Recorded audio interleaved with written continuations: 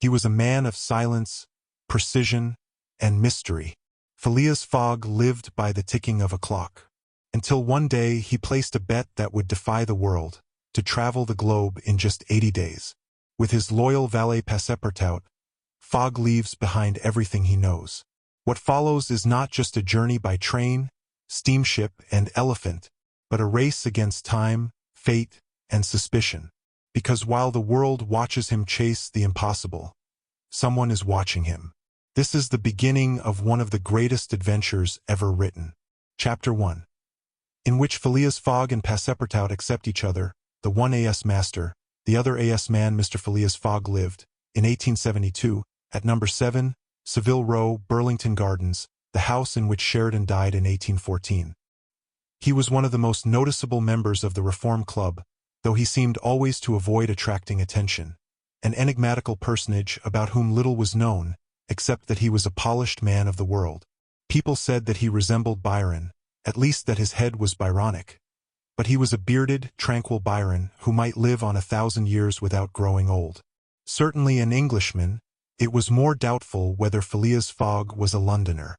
He was never seen on 'Change, nor at the bank, nor in the counting rooms of the city. No ships ever came into London docks of which he was the owner. He had no public employment.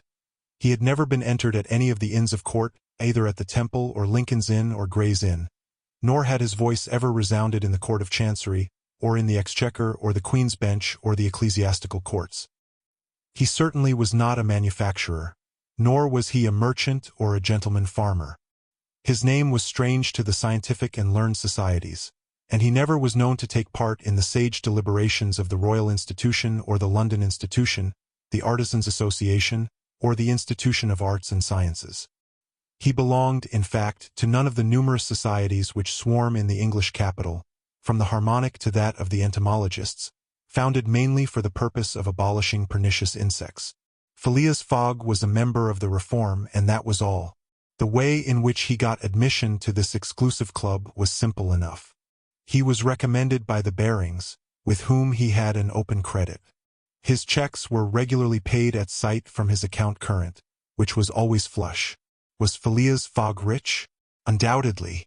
But those who knew him best could not imagine how he had made his fortune, and Mr. Fogg was the last person to whom to apply for the information. He was not lavish, nor, on the contrary, avaricious. For whenever he knew that money was needed for a noble, useful, or benevolent purpose, he supplied it quietly and sometimes anonymously. He was, in short, the least communicative of men. He talked very little, and seemed all the more mysterious for his taciturn manner. His daily habits were quite open to observation, but whatever he did was so exactly the same thing that he had always done before, that the wits of the curious were fairly puzzled. Had he traveled? It was likely, for no one seemed to know the world more familiarly. There was no spot so secluded that he did not appear to have an intimate acquaintance with it.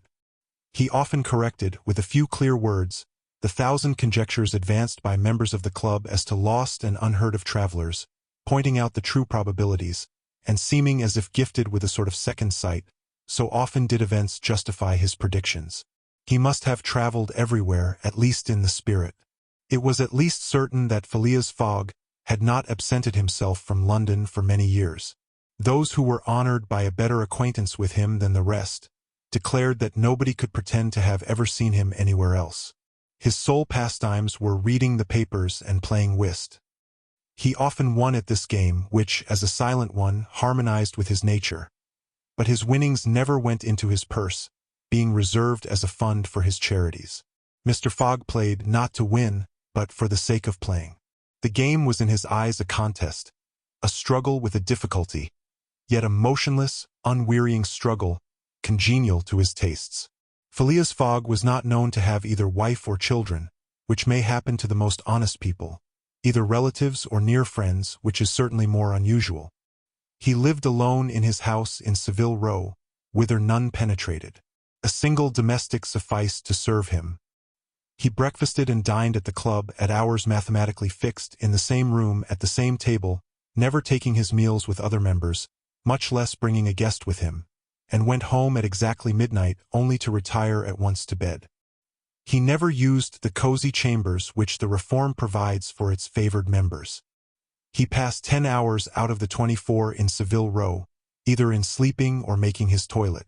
When he chose to take a walk, it was with a regular step in the entrance hall with its mosaic flooring, or in the circular gallery with its dome supported by 20 red porphyry Ionic columns, and illumined by blue-painted windows. When he breakfasted or dined, all the resources of the club, its kitchens and pantries, its buttery and dairy, aided to crowd his table with their most succulent stores. He was served by the gravest waiters in dress coats and shoes with swanskin soles, who proffered the viands in special porcelain, and on the finest linen. Club decanters of a lost mold contained his sherry, his port, and his cinnamon-spiced claret, while his beverages were refreshingly cooled with ice, brought at great cost from the American lakes. If to live in this style is to be eccentric, it must be confessed that there is something good in eccentricity. The mansion in Savile Row, though not sumptuous, was exceedingly comfortable. The habits of its occupant were such as to demand but little from the sole domestic, but Phileas Fogg required him to be almost superhumanly prompt and regular.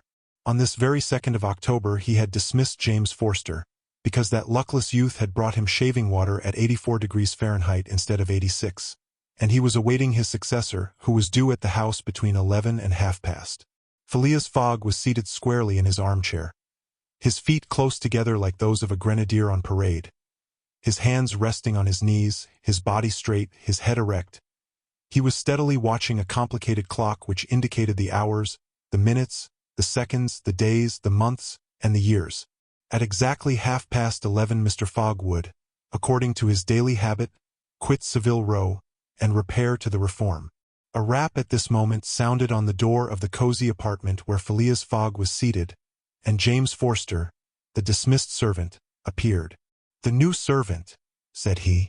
A young man of 30 advanced and bowed. "You are a Frenchman, I believe?" asked Phileas Fogg. "And your name is John?" "Jean, if monsieur pleases," replied the newcomer.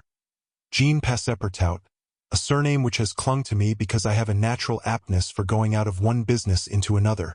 I believe I'm honest, monsieur, but to be outspoken I've had several trades. I've been an itinerant singer, a circus rider, when I used to vault like Leotard, and dance on a rope like Blondin. Then I got to be a professor of gymnastics so as to make better use of my talents, and then I was a sergeant fireman at Paris, and assisted at many a big fire. But I quitted France 5 years ago, and, wishing to taste the sweets of domestic life, took service as a valet here in England. Finding myself out of place, and hearing that Monsieur Phileas Fogg was the most exact and settled gentleman in the United Kingdom, I have come to Monsieur in the hope of living with him a tranquil life, and forgetting even the name of Passepartout." "Passepartout suits me," responded Mr. Fogg. "You are well recommended to me. I hear a good report of you. You know my conditions?" "Yes, monsieur." "Good. What time is it?" 22 minutes after 11, returned Passepartout, drawing an enormous silver watch from the depths of his pocket. "You are too slow," said Mr. Fogg. "Pardon me, monsieur, it is impossible. You are 4 minutes too slow. No matter. It's enough to mention the error. Now from this moment, 29 minutes after 11 a.m.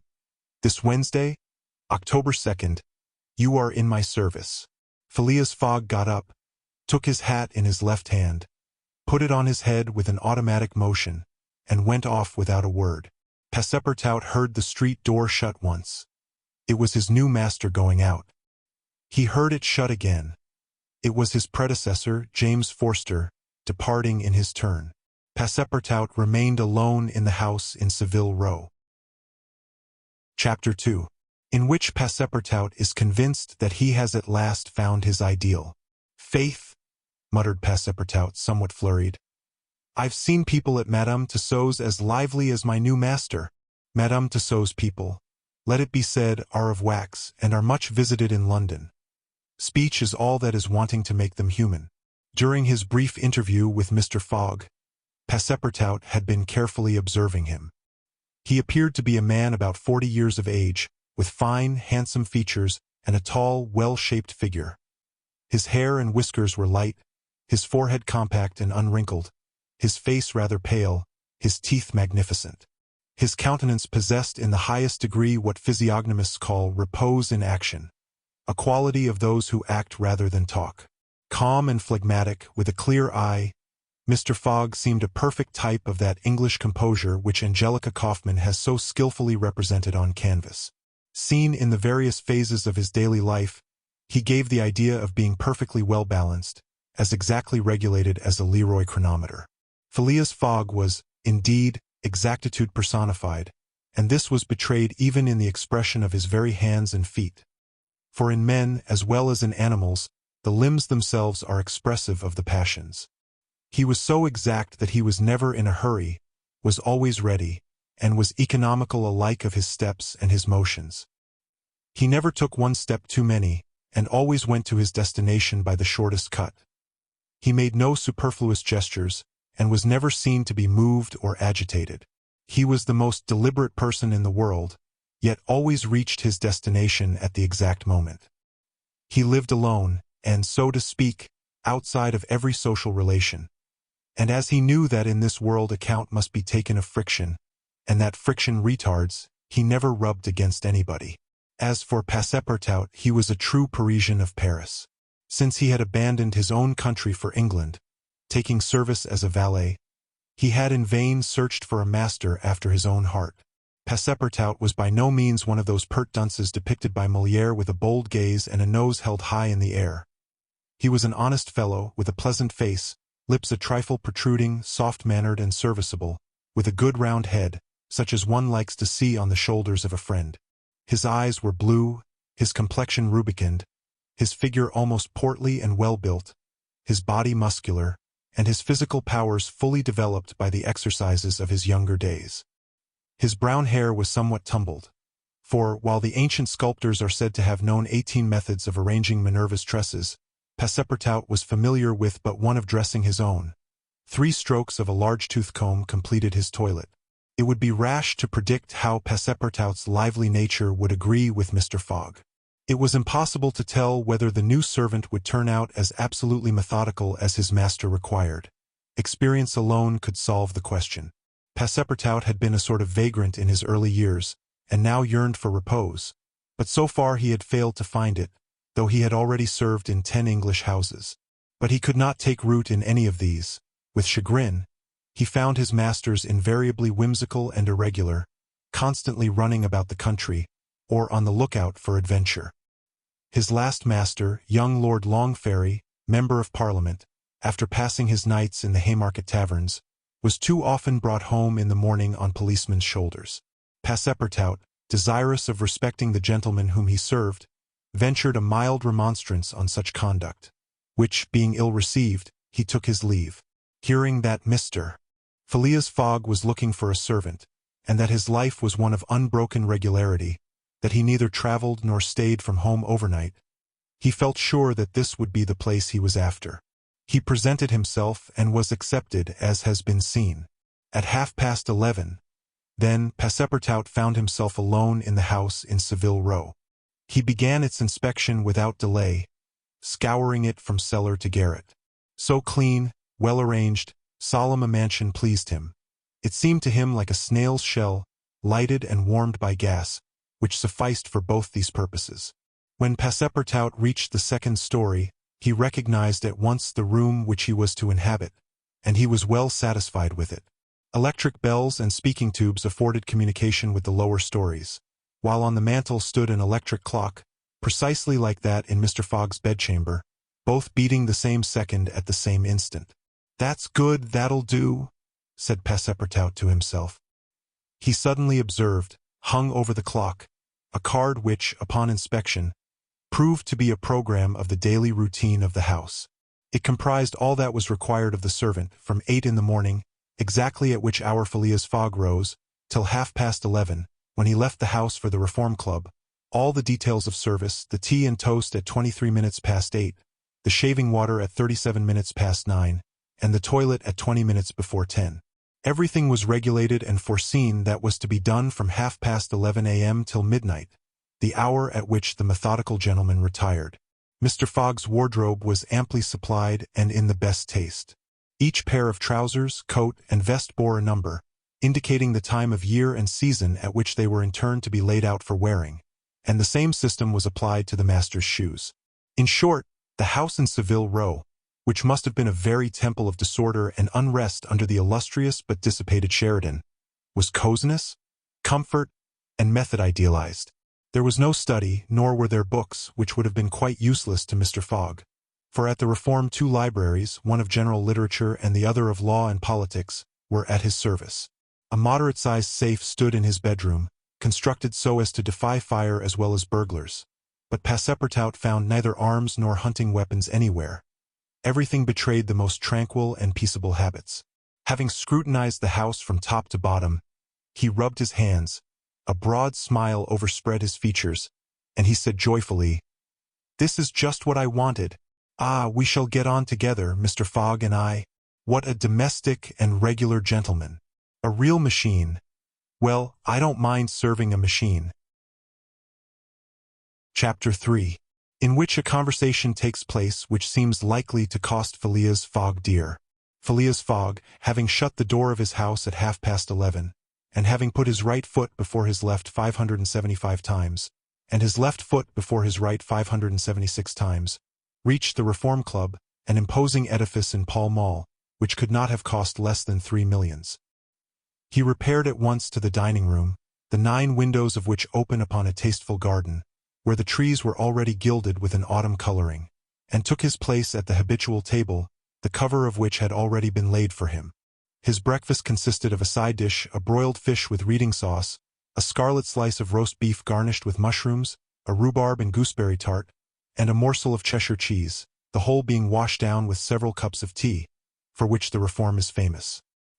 He rose at 1:13, and directed his steps towards the large hall, a sumptuous apartment adorned with lavishly framed paintings. A flunky handed him an uncut Times, which he proceeded to cut with a skill which betrayed familiarity with this delicate operation. The perusal of this paper absorbed Phileas Fogg until 4:15, whilst the Standard, his next task, occupied him till the dinner hour. Dinner passed as breakfast had done, and Mr. Fogg reappeared in the reading room and sat down to the Pall Mall at 6:20. Half an hour later several members of the Reform came in and drew up to the fireplace, where a coal fire was steadily burning. They were Mr. Fogg's usual partners at whist, Andrew Stewart, an engineer, John Sullivan and Samuel Fallentin, bankers, Thomas Flanagan, a brewer, and Gautier Ralph, one of the directors of the Bank of England, all rich and highly respectable personages, even in a club which comprises the princes of English trade and finance. "Well, Ralph," said Thomas Flanagan, "what about that robbery?" "Oh," replied Stewart, "the bank will lose the money." "On the contrary," broke in Ralph, "I hope we may put our hands on the robber. Skillful detectives have been sent to all the principal ports of America and the continent, and he'll be a clever fellow if he slips through their fingers." "But have you got the robber's description?" asked Stewart. "In the first place, he is no robber at all," returned Ralph positively. "What? A fellow who makes off with £55,000, no robber?" "No. Perhaps he's a manufacturer, then. The Daily Telegraph says that he is a gentleman." It was Phileas Fogg, whose head now emerged from behind his newspapers, who made this remark. He bowed to his friends and entered into the conversation. The affair which formed its subject, and which was town talk, had occurred 3 days before at the Bank of England. A package of banknotes, to the value of £55,000, had been taken from the principal cashier's table, that functionary being at the moment engaged in registering the receipt of 3 shillings and 6 pence. Of course, he could not have his eyes everywhere. Let it be observed that the Bank of England reposes a touching confidence in the honesty of the public. There are neither guards nor gratings to protect its treasures. Gold, silver, banknotes are freely exposed, at the mercy of the first comber. A keen observer of English customs relates that, being in one of the rooms of the bank one day, he had the curiosity to examine a gold ingot weighing some 7 or 8 pounds. He took it up, scrutinized it, passed it to his neighbor, he to the next man, and so on until the ingot, going from hand to hand, was transferred to the end of a dark entry.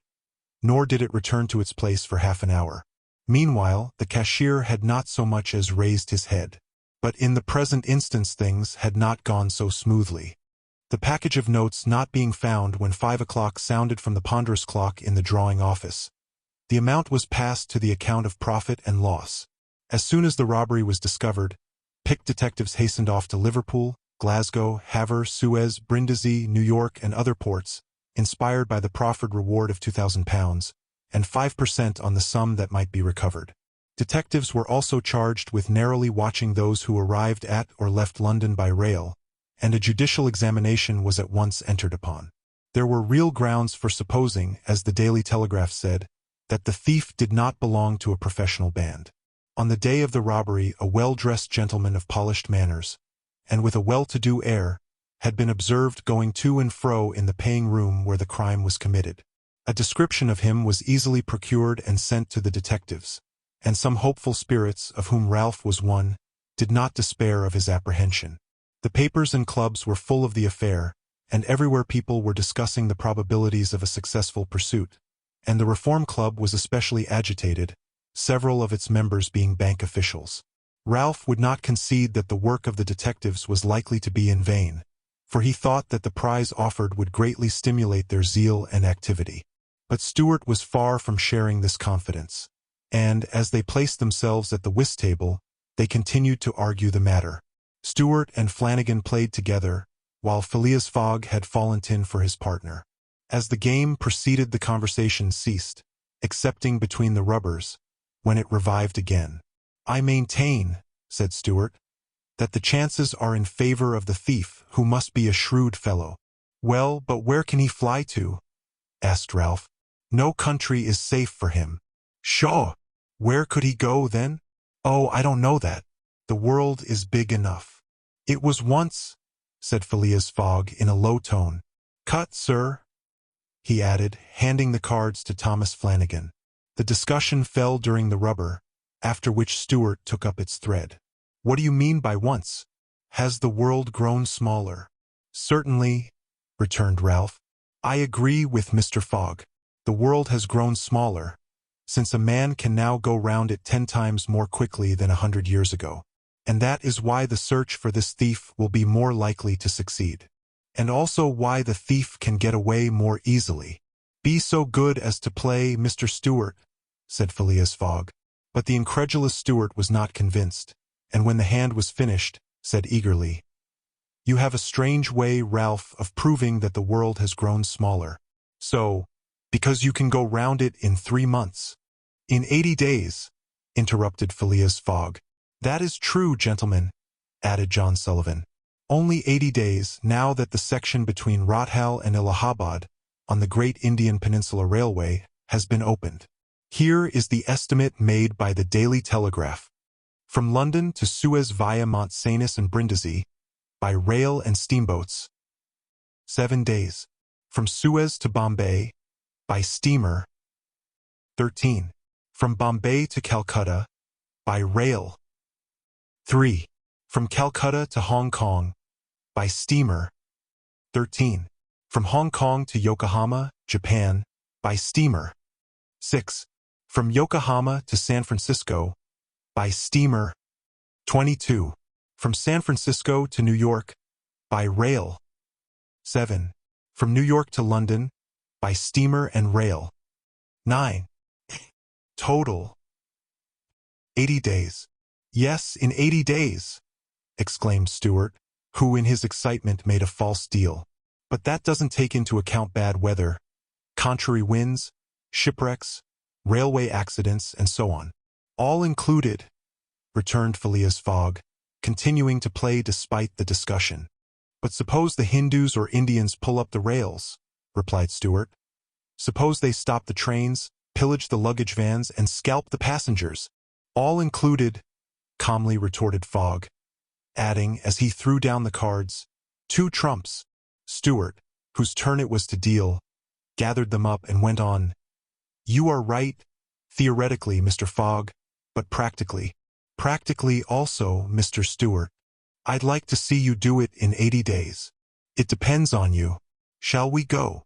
"Heaven preserve me, but I would wager £4,000 that such a journey, made under these conditions, is impossible." "Quite possible, on the contrary," returned Mr. Fogg. Well, make it then. The journey round the world in 80 days? Yes. I should like nothing better. When? At once. Only I warn you that I shall do it at your expense. It's absurd, cried Stuart, who was beginning to be annoyed at the persistency of his friend. Come, let's go on with the game. Deal over again, then, said Phileas Fogg. There's a false deal. Stuart took up the pack with a feverish hand, then suddenly put them down again. Well, Mr. Fogg, said he, it shall be so. I will wager the 4,000 on it. Calm yourself, my dear Stuart, said Fallentin. It's only a joke. When I say I'll wager, returned Stuart, I mean it. All right, said Mr. Fogg, and, turning to the others, he continued, I have a deposit of 20,000 at Barings which I will willingly risk upon it. 20,000 pounds, cried Sullivan. 20,000 pounds, which you would lose by a single accidental delay.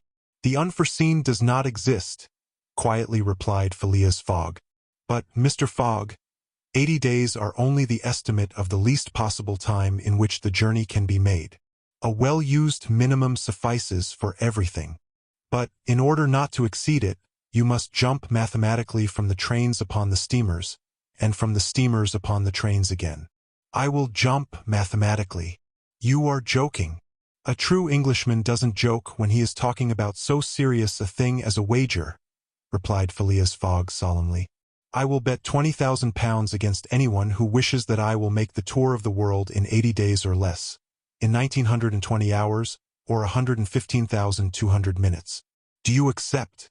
We accept, replied Messrs. Stuart, Fallentin, Sullivan, Flanagan, and Ralph, after consulting each other.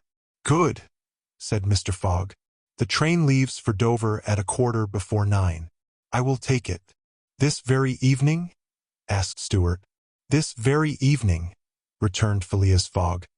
He took out and consulted a pocket almanac and added, As today is Wednesday, the 2nd of October, I shall be due in London in this very room of the Reform Club on Saturday, the 21st of December, at 9:15 p.m.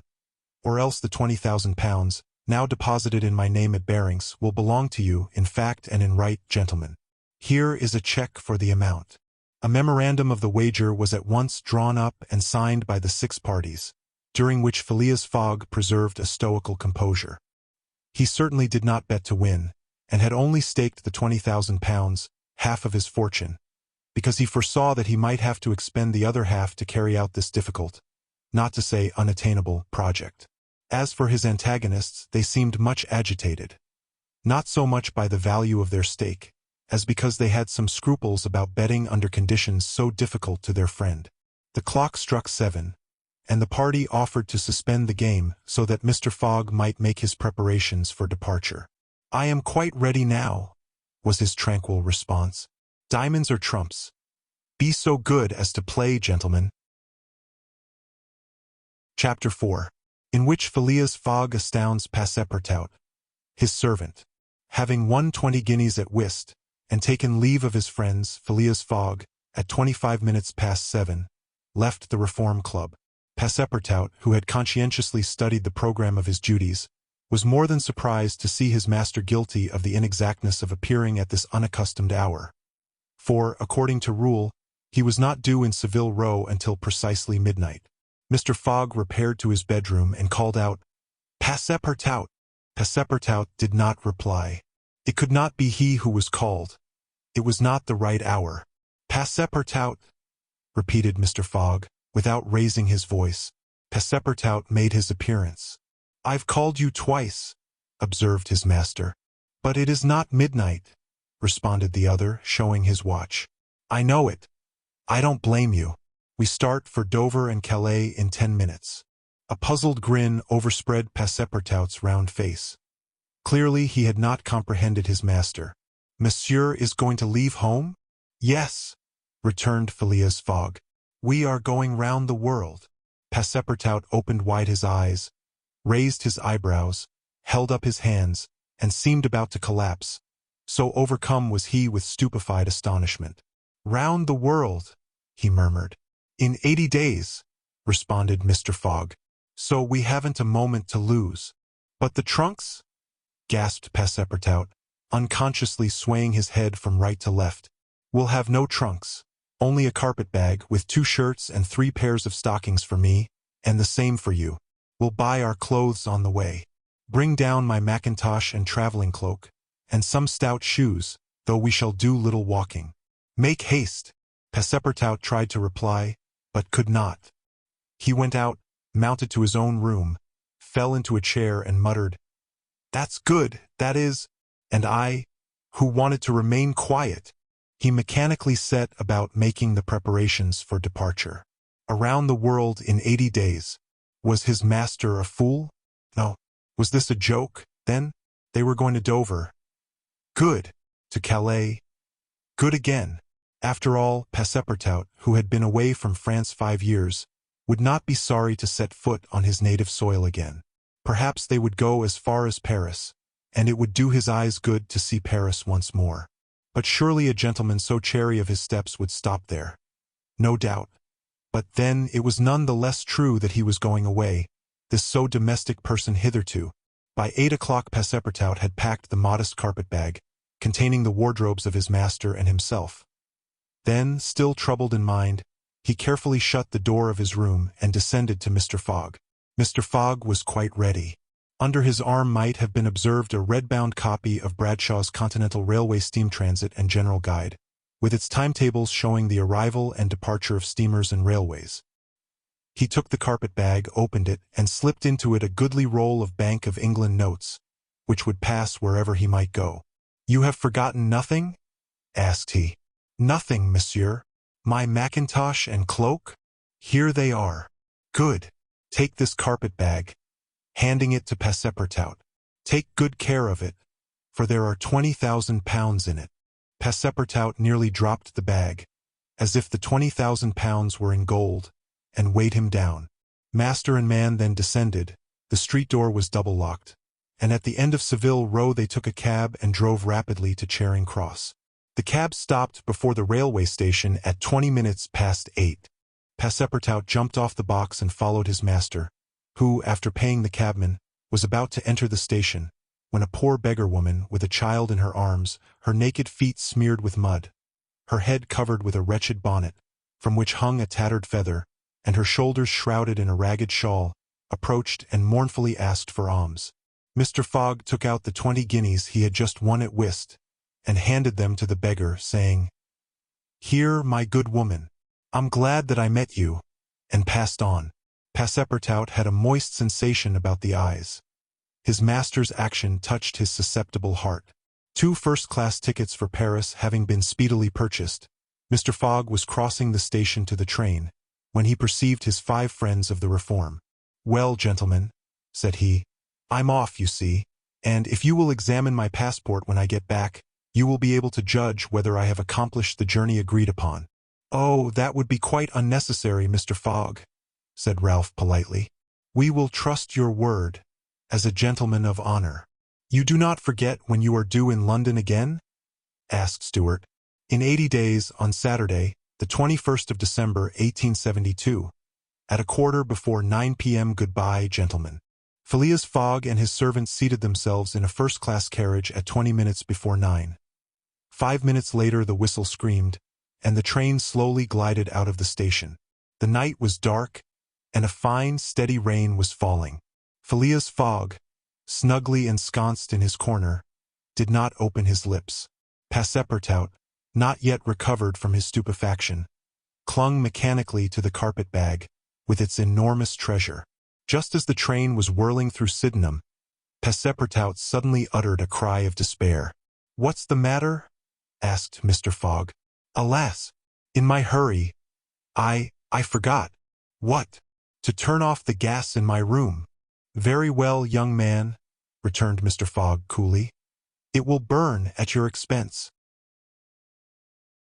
Chapter 5, in which a new species of funds, unknown to the moneyed men, appears on 'Change. Phileas Fogg rightly suspected that his departure from London would create a lively sensation at the West End. The news of the bet spread through the Reform Club, and afforded an exciting topic of conversation to its members. From the club, it soon got into the papers throughout England. The boasted tour of the world was talked about, disputed, argued with as much warmth as if the subject were another Alabama claim.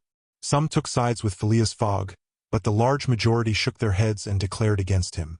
It was absurd, impossible, they declared, that the tour of the world could be made, except theoretically and on paper, in this minimum of time and with the existing means of traveling.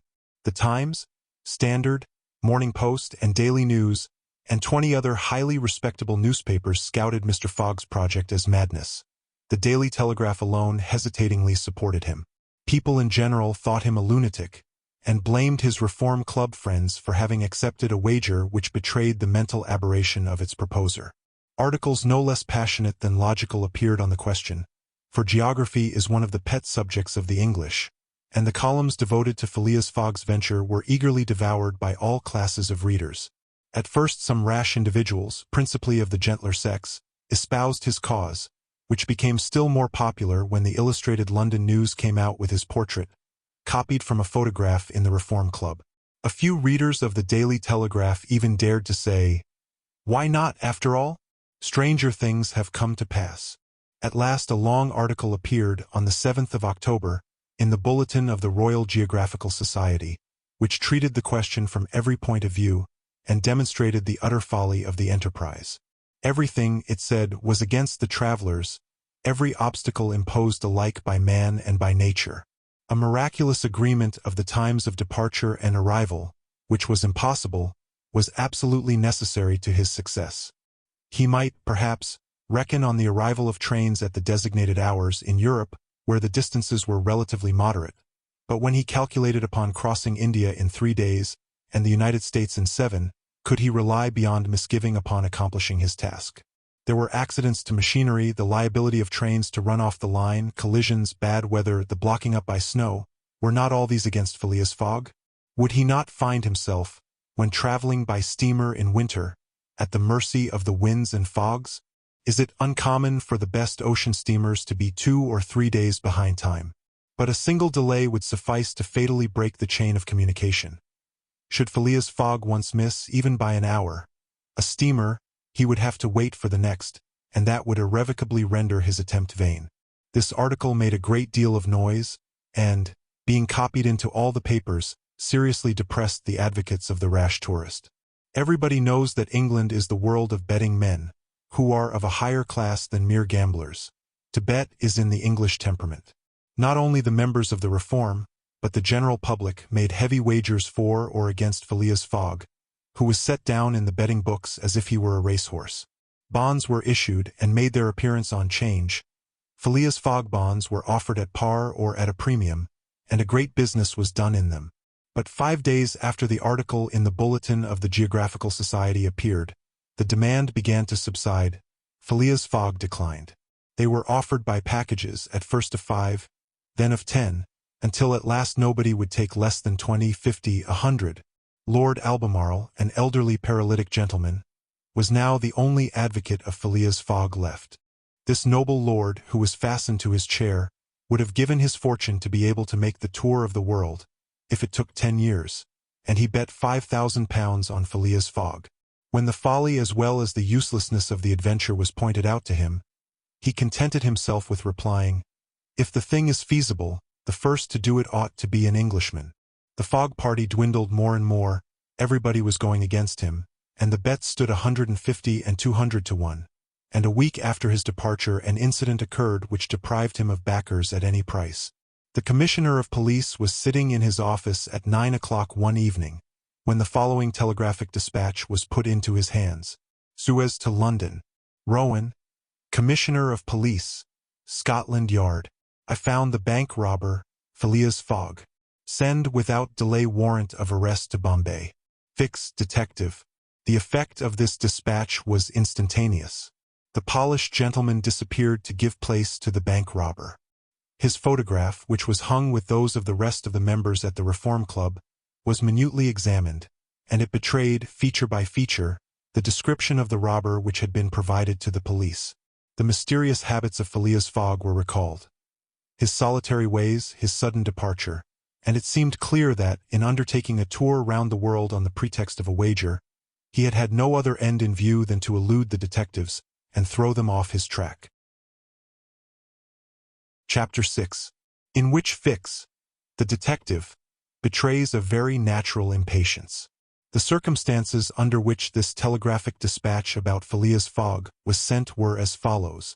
The steamer Mongolia, belonging to the Peninsular and Oriental Company, built of iron of 2,800 tons burden and 500 horsepower, was due at 11 o'clock a.m. on Wednesday, the 9th of October, at Suez.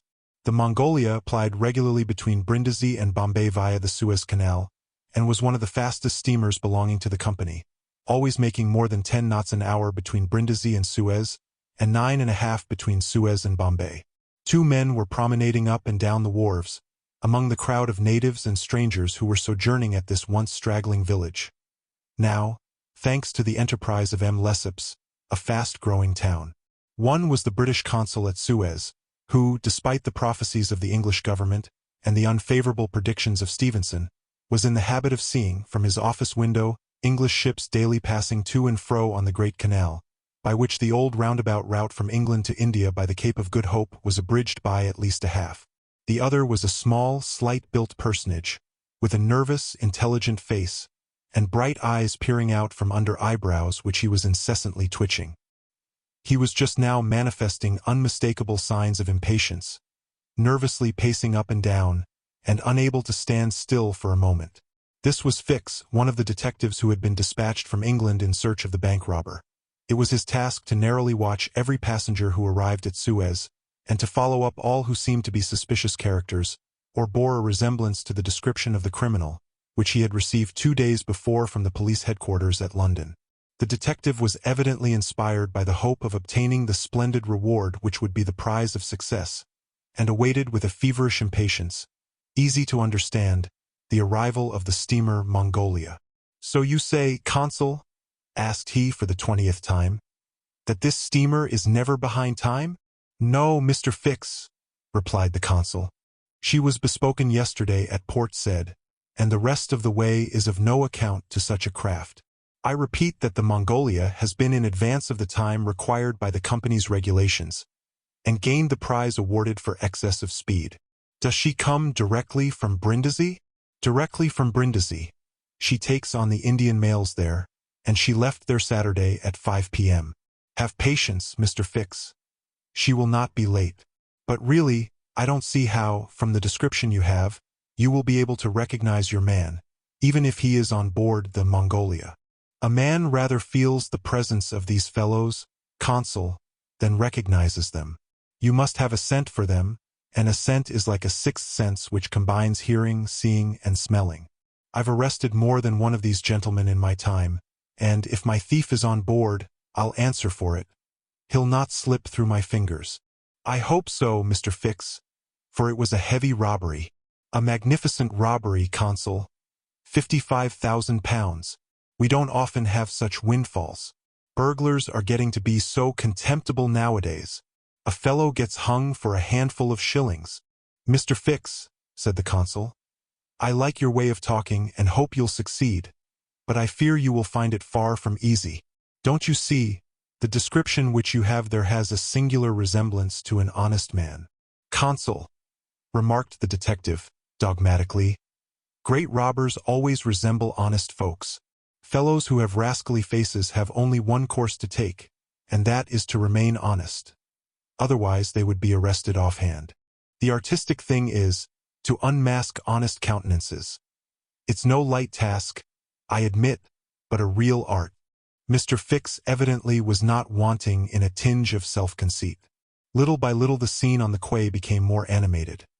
Sailors of various nations, merchants, shipbrokers, porters, fellahs, bustled to and fro as if the steamer were immediately expected.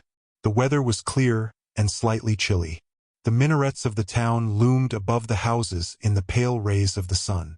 A jetty pier, some 2,000 yards along, extended into the roadstead. A number of fishing smacks and coasting boats, some retaining the fantastic fashion of ancient galleys, were discernible on the Red Sea. As he passed among the busy crowd, Fix, according to habit, scrutinized the passers-by with a keen, rapid glance. It was now 10:30. "The steamer doesn't come," he exclaimed, as the port clock struck. "She can't be far off now," returned his companion. "How long will she stop at Suez?" "4 hours. Long enough to get in her coal. It is 1,310 miles from Suez to Aden, at the other end of the Red Sea, and she has to take in a fresh coal supply." "And does she go from Suez directly to Bombay?" "Without putting in anywhere." "Good," said Fix. "If the robber is on board he will no doubt get off at Suez, so as to reach the Dutch or French colonies in Asia by some other route. He ought to know that he would not be safe an hour in India, which is English soil." "Unless," objected the consul, "he is exceptionally shrewd. An English criminal, you know, is always better concealed in London than anywhere else." This observation furnished the detective food for thought, and meanwhile the consul went away to his office. Fix, left alone, was more impatient than ever, having a presentiment that the robber was on board the Mongolia. If he had indeed left London intending to reach the New World, he would naturally take the route via India, which was less watched and more difficult to watch than that of the Atlantic. But Fix's reflections were soon interrupted by a succession of sharp whistles, which announced the arrival of the Mongolia. The porters and fellows rushed down the quay, and a dozen boats pushed off from the shore to go and meet the steamer. Soon her gigantic hull appeared passing along between the banks, and 11 o'clock struck as she anchored in the road. She brought an unusual number of passengers, some of whom remained on deck to scan the picturesque panorama of the town, while the greater part disembarked in the boats and landed on the quay. Fix took up a position, and carefully examined each face and figure which made its appearance. Presently one of the passengers, after vigorously pushing his way through the importunate crowd of porters, came up to him and politely asked if he could point out the English consulate, at the same time showing a passport which he wished to have viséd. Fix instinctively took the passport, and with a rapid glance read the description of its bearer. An involuntary motion of surprise nearly escaped him, for the description in the passport was identical with that of the bank robber which he had received from Scotland Yard. "Is this your passport?" asked he. "No, it's my master's." "And your master is—" "He stayed on board. But he must go to the consul's in person, so as to establish his identity." "Oh, is that necessary?" "Quite indispensable." "And where is the consulate?" "There, on the corner of the square," said Fix, pointing to a house 200 steps off. "I'll go and fetch my master, who won't be much pleased, however, to be disturbed." The passenger bowed to Fix, and returned to the steamer. Chapter 7. Which once more demonstrates the uselessness of passports as aids to detectives. The detective passed down the quay, and rapidly made his way to the consul's office, where he was at once admitted to the presence of that official. "Consul," said he without preamble, "I have strong reasons for believing that my man is a passenger on the Mongolia," and he narrated what had just passed concerning the passport. "Well, Mr. Fix," replied the consul, "I shall not be sorry to see the rascal's face, but perhaps he won't come here, that is, if he is the person you suppose him to be. A robber doesn't quite like to leave traces of his flight behind him, and, besides, he is not obliged to have his passport countersigned. If he is as shrewd as I think he is, consul, he will come." "To have his passport viséd?" "Yes, passports are only good for annoying honest folks, and aiding in the flight of rogues. I assure you it will be quite the thing for him to do, but I hope you will not visa the passport." "Why not? If the passport is genuine I have no right to refuse. Still, I must keep this man here until I can get a warrant to arrest him from London." "Ah, that's your lookout. But I cannot." The consul did not finish his sentence, for as he spoke a knock was heard at the door, and 2 strangers entered, one of whom was the servant whom Fix had met on the quay. The other, who was his master, held out his passport with the request that the consul would do him the favor to visa it. The consul took the document and carefully read it, whilst Fix observed, or rather devoured, the stranger with his eyes from a corner of the room. "You are Mr. Phileas Fogg?" said the consul, after reading the passport. "I am." "And this man is your servant?" "He is a Frenchman, named Passepartout." "You are from London?" "Yes." "And you are going to Bombay?" Very good, sir. You know that a visa is useless, and that no passport is required. I know it, sir, replied Phileas Fogg. But I wish to prove by your visa that I came by Suez. Very well, sir. The consul proceeded to sign and date the passport, after which he added his official seal.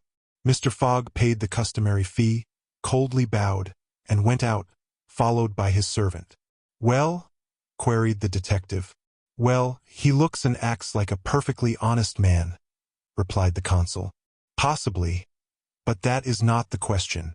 Do you think, consul, that this phlegmatic gentleman resembles, feature by feature, the robber whose description I have received? I concede that. But then, all descriptions. I'll make certain of it, interrupted Fix. The servant seems to me less mysterious than the master. Besides, he's a Frenchman and can't help talking. Excuse me for a little while, consul. Fix started off in search of Passepartout. Meanwhile, Mr. Fogg, after leaving the consulate, repaired to the quay, gave some orders to Passepartout, went off to the Mongolia in a boat, and descended to his cabin. He took up his notebook, which contained the following memoranda. Left London, Wednesday, October 2nd, at 8:45 p.m. Reached Paris, Thursday, October 3rd, at 7:20 a.m. Left Paris, Thursday, at 8:40 a.m. Reached Turin by Mont Cenis, Friday, October 4th, at 6:35 a.m. Left Turin Friday, at 7:20 a.m. Arrived at Brindisi, Saturday, October 5th, at 4 p.m. Sailed on the Mongolia, Saturday at 5 p.m. Reached Suez, Wednesday, October 9th, at 11 a.m.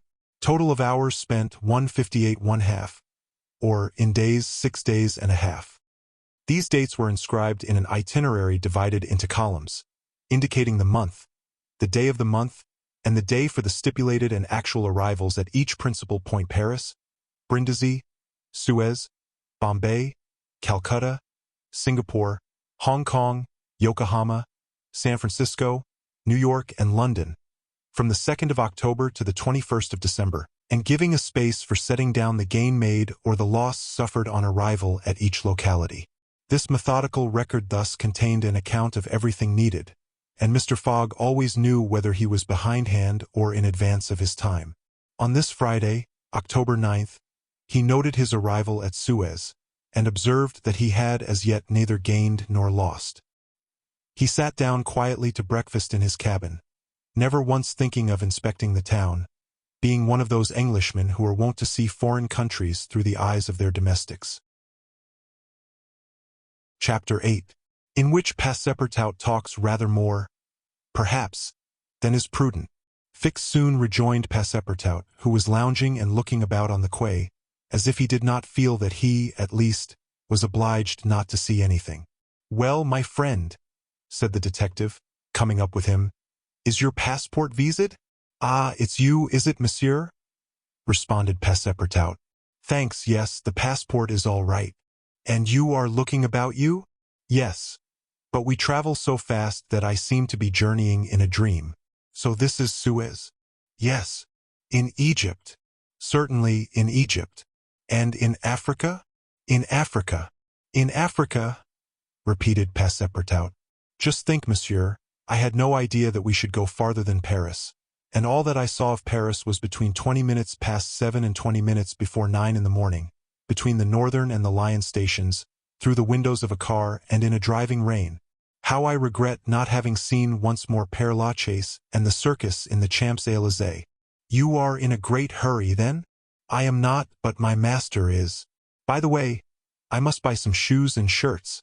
We came away without trunks, only with a carpet bag. I will show you an excellent shop for getting what you want." "Really, monsieur, you are very kind." And they walked off together, Passepartout chatting volubly as they went along. "Above all," said he, "don't let me lose the steamer. You have plenty of time. It's only 12 o'clock. Passepartout pulled out his big watch. 12, he exclaimed. "Why, it's only 8 minutes before 10. Your watch is slow." "My watch? A family watch, monsieur. which has come down from my great-grandfather. It doesn't vary 5 minutes in the year. It's a perfect chronometer. Look you. I see how it is, said Fix. You have kept London time, which is 2 hours behind that of Suez. You ought to regulate your watch at noon in each country. I regulate my watch? Never. Well, then, it will not agree with the sun. So much the worse for the sun, monsieur. The sun will be wrong, then. And the worthy fellow returned the watch to its fob with a defiant gesture. After a few minutes' silence, Fix resumed. You left London hastily, then? I rather think so. Last Friday at 8 o'clock in the evening, Monsieur Fogg came home from his club, and 3/4 of an hour afterwards we were off. But where is your master going? Always straight ahead. He is going round the world. Round the world? Cried Fix. Yes, and in 80 days. He says it is on a wager. But, between us, I don't believe a word of it. That wouldn't be common sense. There's something else in the wind. Ah, Mr. Fogg is a character, is he? I should say he was. Is he rich? No doubt, for he is carrying an enormous sum in brand-new banknotes with him.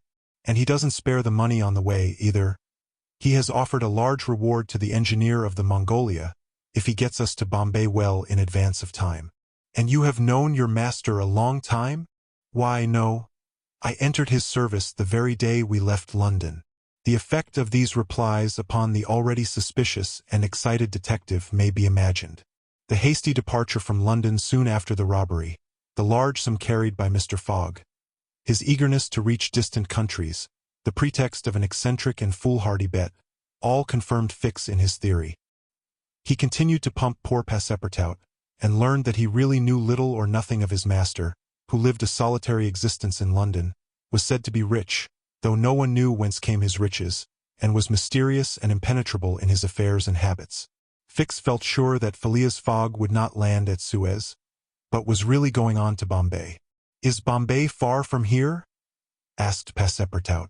Pretty far. It is a 10 days' voyage by sea. And in what country is Bombay? India. In Asia. Certainly. The deuce. I was going to tell you there's one thing that worries me. My burner. What burner? My gas burner, which I forgot to turn off, and which is at this moment burning at my expense. I have calculated, monsieur, that I lose 2 shillings every 24 hours, exactly 6 pence more than I earn, and you will understand that the longer our journey. Did Fix pay any attention to Passepartout's trouble about the gas? It is not probable. He was not listening, but was cogitating a project. Passepartout and he had now reached the shop, where Fix left his companion to make his purchases, after recommending him not to miss the steamer, and hurried back to the consulate. Now that he was fully convinced, Fix had quite recovered his equanimity. "Consul," said he, "I have no longer any doubt.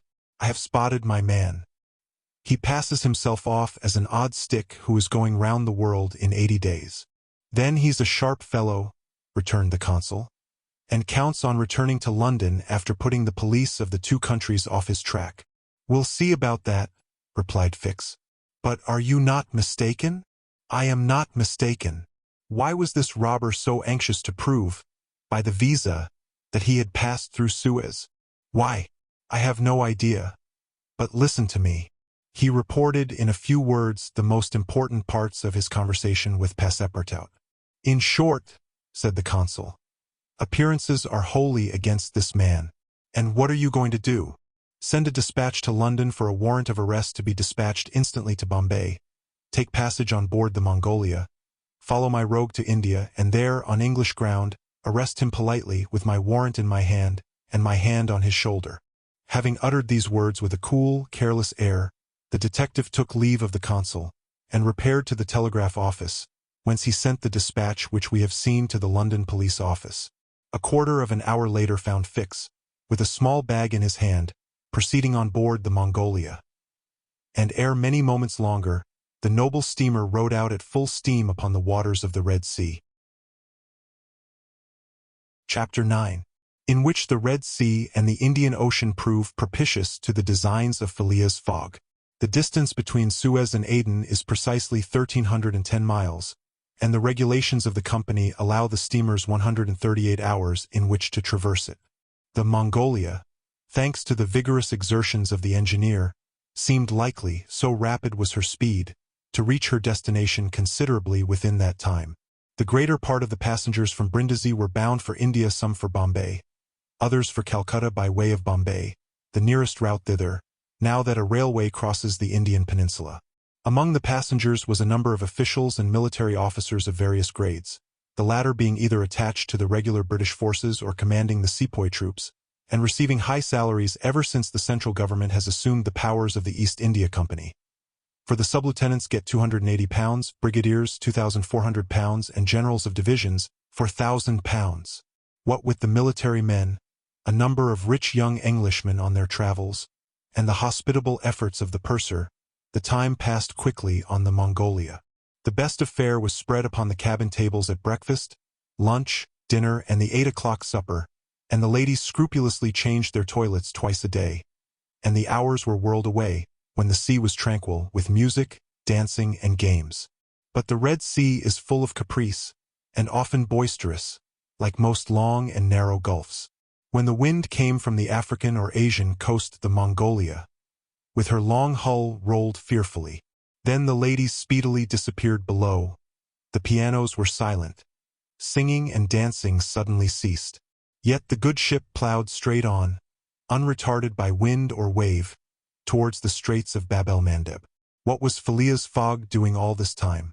It might be thought that, in his anxiety, he would be constantly watching the changes of the wind, the disorderly raging of the billows, every chance, in short, which might force the Mongolia to slacken her speed, and thus interrupt his journey. But, if he thought of these possibilities, he did not betray the fact by any outward sign. Always the same impassible member of the Reform Club, whom no incident could surprise, as unvarying as the ship's chronometers, and seldom having the curiosity even to go upon the deck, he passed through the memorable scenes of the Red Sea with cold indifference, did not care to recognize the historic towns and villages which, along its borders, raised their picturesque outlines against the sky, and betrayed no fear of the dangers of the Arabic Gulf, which the old historians always spoke of with horror, and upon which the ancient navigators never ventured without propitiating the gods by ample sacrifices. How did this eccentric personage pass his time on the Mongolia? He made his 4 hearty meals every day, regardless of the most persistent rolling and pitching on the part of the steamer, and he played whist indefatigably, for he had found partners as enthusiastic in the game as himself. A tax collector on the way to his post at Goa, the Reverend Decimus Smith returning to his parish at Bombay, and a brigadier general of the English army, who was about to rejoin his brigade at Benares, made up the party, and, with Mr. Fogg, played whist by the hour together in absorbing silence. As for Passepartout, he, too, had escaped seasickness, and took his meals conscientiously in the forward cabin. He rather enjoyed the voyage, for he was well fed and well lodged, took a great interest in the scenes through which they were passing, and consoled himself with the delusion that his master's whim would end at Bombay. He was pleased, on the day after leaving Suez, to find on deck the obliging person with whom he had walked and chatted on the quays. "If I am not mistaken," said he, approaching this person with his most amiable smile, "you are the gentleman who so kindly volunteered to guide me at Suez? Ah, I quite recognize you. You are the servant of the strange Englishman." "Just so, monsieur." "Fix, Monsieur Fix," resumed Passepartout. "I'm charmed to find you on board. Where are you bound?" "Like you, to Bombay." "That's capital. Have you made this trip before?" "Several times. I am one of the agents of the Peninsular Company." "Then you know India?" "Why, yes," replied Fix, who spoke cautiously. "A curious place, this India?" "Oh, very curious. Mosques, minarets, temples, fakirs, pagodas, tigers, snakes, elephants. I hope you will have ample time to see the sights." "I hope so, Monsieur Fix. You see, a man of sound sense ought not to spend his life jumping from a steamer upon a railway train, and from a railway train upon a steamer again, pretending to make the tour of the world in 80 days. No, all these gymnastics, you may be sure, will cease at Bombay." "And Mr. Fogg is getting on well?" asked Fix, in the most natural tone in the world. "Quite well, and I too. I eat like a famished ogre. It's the sea air. But I never see your master on deck. Never. He hasn't the least curiosity. Do you know, Mr. Passepartout, that this pretended tour in 80 days may conceal some secret errand, perhaps a diplomatic mission?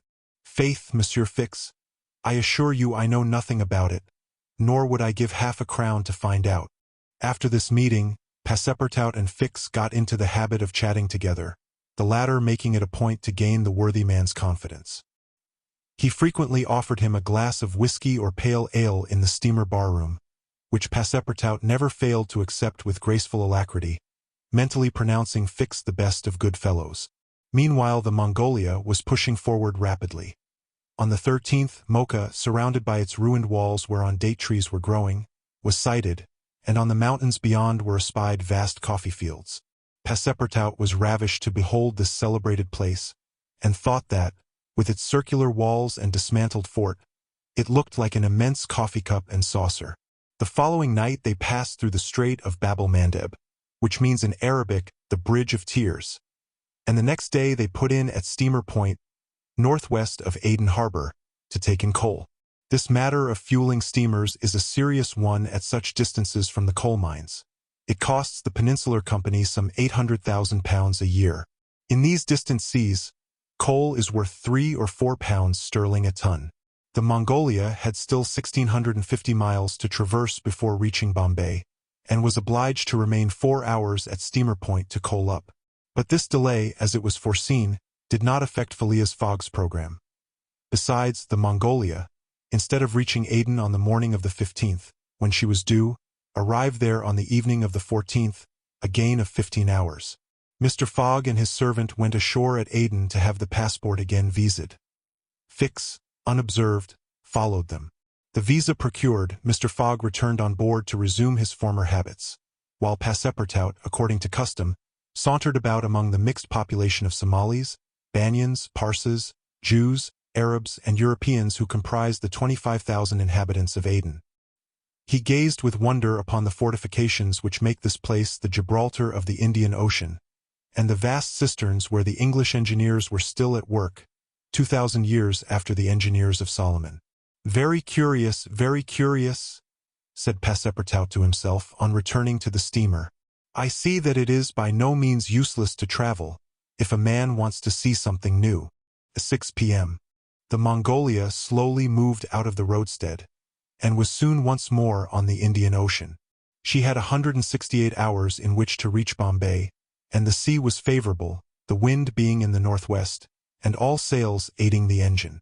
The steamer rolled but little, the ladies, in fresh toilets, reappeared on deck, and the singing and dancing were resumed. The trip was being accomplished most successfully, and Passepartout was enchanted with the congenial companion which chance had secured him in the person of the delightful Fix. On Sunday, October 20th, towards noon, they came in sight of the Indian coast. 2 hours later the pilot came on board. A range of hills lay against the sky in the horizon, and soon the rows of palms which adorned Bombay came distinctly into view. The steamer entered the road formed by the islands in the bay, and at 4:30 she hauled up at the quays of Bombay. Phileas Fogg was in the act of finishing the 33rd rubber of the voyage, and his partner and himself having, by a bold stroke, captured all 13 of the tricks, concluded this fine campaign with a brilliant victory. The Mongolia was due at Bombay on the 22nd. She arrived on the 20th. This was a gain to Phileas Fogg of 2 days since his departure from London, and he calmly entered the fact in the itinerary, in the column of gains. Chapter 10. In which Passepartout is only too glad to get off with the loss of his shoes. Everybody knows that the great reverse triangle of land, with its base in the north and its apex in the south, which is called India, embraces 1,400,000 square miles, upon which is spread unequally a population of 180 millions of souls. The British Crown exercises a real and despotic dominion over the larger portion of this vast country, and has a Governor-General stationed at Calcutta, governors at Madras, Bombay, and in Bengal, and a lieutenant governor at Agra. But British India, properly so called, only embraces 700,000 square miles, and a population of from 100 to 110 millions of inhabitants. A considerable portion of India is still free from British authority, and there are certain ferocious Rajas in the interior who are absolutely independent. The celebrated East India Company was all-powerful from 1756, when the English first gained a foothold on the spot where now stands the city of Madras, down to the time of the Great Sepoy insurrection. It gradually annexed province after province, purchasing them of the native chiefs, whom it seldom paid, and appointed the Governor-General and his subordinates, civil and military. But the East India Company has now passed away, leaving the British possessions in India directly under the control of the Crown. The aspect of the country, as well as the manners and distinctions of race, is daily changing. Formerly one was obliged to travel in India by the old cumbrous methods of going on foot or on horseback, in palanquins or unwieldy coaches. Now fast steamboats ply on the Indus and the Ganges, and a great railway, with branch lines joining the main line at many points on its route, traverses the peninsula from Bombay to Calcutta in 3 days. This railway does not run in a direct line across India. The distance between Bombay and Calcutta, as the bird flies, is only from 1,000 to 1,100 miles. But the deflections of the road increase this distance by more than a third. The general route of the Great Indian Peninsula Railway is as follows. Leaving Bombay, it passes through Salsette, crossing to the continent opposite Tana, goes over the chain of the Western Ghats, runs thence northeast as far as Berhampur, skirts the nearly independent territory of Bundelkhand, ascends to Allahabad, turns thence eastwardly, meeting the Ganges at Benares, then departs from the river a little and, descending southeastward by Bird Ivan and the French town of Chandernagor, has its terminus at Calcutta. The passengers of the Mongolia went ashore at 4:30 p.m. At exactly 8 the train would start for Calcutta. Mr. Fogg, after bidding goodbye to his whist partners, left the steamer, gave his servant several errands to do, urged it upon him to be at the station promptly at 8, and, with his regular step, which beat to the second, like an astronomical clock, directed his steps to the passport office. As for the wonders of Bombay, its famous city hall, its splendid library, its forts and docks, its bazaars, mosques, synagogues, its Armenian churches, and the noble pagoda on Malabar Hill, with its 2 polygonal towers, he cared not a straw to see them. He would not deign to examine even the masterpieces of Elephanta, or the mysterious hypogea, concealed southeast from the docks, or those fine remains of Buddhist architecture, the Kanherian grottos of the island of Salsette. Having transacted his business at the passport office, Phileas Fogg repaired quietly to the railway station, where he ordered dinner. Among the dishes served up to him, the landlord especially recommended a certain giblet of native rabbit, on which he prided himself. Mr. Fogg accordingly tasted the dish, but, despite its spice sauce, found it far from palatable. He rang for the landlord, and on his appearance, said, fixing his clear eyes upon him, "Is this rabbit, sir?" "Yes, my lord," the rogue boldly replied. "Rabbit from the jungles. And this rabbit did not mew when he was killed?" "Mew, my lord." "What, a rabbit mew? I swear to you." "Be so good, landlord, as not to swear, but remember this. Cats were formerly considered in India as sacred animals. That was a good time. For the cats, my lord? Perhaps for the travelers as well." After which Mr. Fogg quietly continued his dinner. Fix had gone on shore shortly after Mr. Fogg, and his first destination was the headquarters of the Bombay police. He made himself known as a London detective, told his business at Bombay, and the position of affairs relative to the supposed robber, and nervously asked if a warrant had arrived from London. It had not reached the office. Indeed, there had not yet been time for it to arrive. Fix was sorely disappointed, and tried to obtain an order of arrest from the director of the Bombay police. This the director refused, as the matter concerned the London office, which alone could legally deliver the warrant. Fix did not insist, and was fain to resign himself to await the arrival of the important document. But he was determined not to lose sight of the mysterious rogue as long as he stayed in Bombay. He did not doubt for a moment, any more than Passepartout, that Phileas Fogg would remain there, at least until it was time for the warrant to arrive. Passepartout, however, had no sooner heard his master's orders on leaving the Mongolia, Then he saw at once that they were to leave Bombay as they had done Suez and Paris, and that the journey would be extended at least as far as Calcutta, and perhaps beyond that place. He began to ask himself if this bet that Mr. Fogg talked about was not really in good earnest, and whether his fate was not in truth forcing him, despite his love of repose, around the world in 80 days. Having purchased the usual quota of shirts and shoes, he took a leisurely promenade about the streets, where crowds of people of many nationalities, Europeans, Persians with pointed caps, Banyas with round turbans, Sinds with square bonnets, Parsis with black mitres, and long-robed Armenians were collected. It happened to be the day of a Parsi festival. These descendants of the sect of Zoroaster, the most thrifty, civilized, intelligent, and austere of the East Indians, among whom are counted the richest native merchants of Bombay, were celebrating a sort of religious carnival, with processions and shows, in the midst of which Indian dancing girls, clothed in rose-colored gauze, looped up with gold and silver, danced airily, but with perfect modesty, to the sound of viols and the clanging of tambourines. It is needless to say that Passepartout watched these curious ceremonies with staring eyes and gaping mouth, and that his countenance was that of the greenest booby imaginable. Unhappily for his master, as well as himself, his curiosity drew him unconsciously farther off than he intended to go. At last, having seen the Parsi carnival wind away in the distance, he was turning his steps towards the station, when he happened to espy the splendid pagoda on Malabar Hill, and was seized with an irresistible desire to see its interior. He was quite ignorant that it is forbidden to Christians to enter certain Indian temples, and that even the faithful must not go in without first leaving their shoes outside the door. It may be said here that the wise policy of the British government severely punishes a disregard of the practices of the native religions. Passepartout, however, thinking no harm, went in like a simple tourist, and was soon lost in admiration of the splendid Brahmin ornamentation which everywhere met his eyes, when of a sudden he found himself sprawling on the sacred flagging. He looked up to behold 3 enraged priests, who forthwith fell upon him, tore off his shoes, and began to beat him with loud, savage exclamations. The agile Frenchman was soon upon his feet again, and lost no time in knocking down 2 of his long-gowned adversaries with his fists and a vigorous application of his toes. Then, rushing out of the pagoda as fast as his legs could carry him, he soon escaped the 3rd priest by mingling with the crowd in the streets. At 5 minutes before 8, Passepartout, hatless, shoeless, and having in the squabble lost his package of shirts and shoes, rushed breathlessly into the station. Fix, who had followed Mr. Fogg to the station, and saw that he was really going to leave Bombay, was there upon the platform. He had resolved to follow the supposed robber to Calcutta, and farther if necessary.